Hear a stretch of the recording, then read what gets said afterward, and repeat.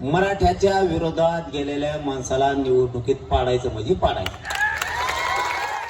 करा, मराठी तुमच्या पाठीशी आहेत ना. हे तुम्हाला सांगण्याचंच कारण एवढंय, आपण प्रत्येक क्षेत्रात विषय सोडून देतो म्हणून तुम्हाला एवढं बाळ सांगितलं मी आतापर्यंत. इथून पुढच्या काळात काही सोडून द्यायचं नाही.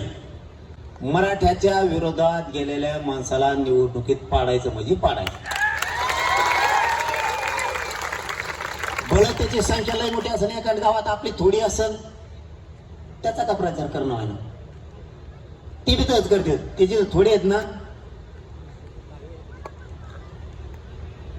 मागा मागा चलत येत. जिथं ते थोडे आहेत तिथे शर्टाला धरून मागा मागा चलत येत अशी.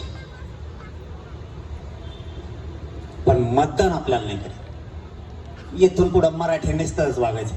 मराठा जातीच्या आपल्या लेकरा बाळाच्या आणि आरक्षणाच्या विरोधात काम केलेल्या माणसाला मतदान करायचं नाही. त्याच्या संग फिरलं तरीच चालेल, पण मतदान नाही.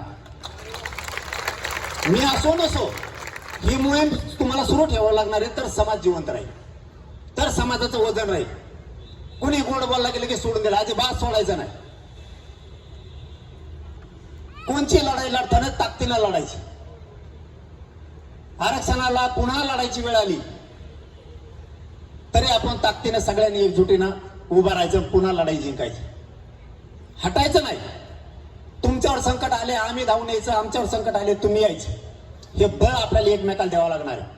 आणि आता शेवटी सांगतो, राजकारणातले मराठे थोडे शहाणे व्हा. तुम्ही एकमेकाला 100% पाडा, पण जातीचा विषय आला ना, अंधारातून का होणार पूर्ण ताकद समाजाला द्यायची, पूर्ण ताकद. हे सुद्धा राजकीय महाराष्ट्रातले सगळे मराठी शिका.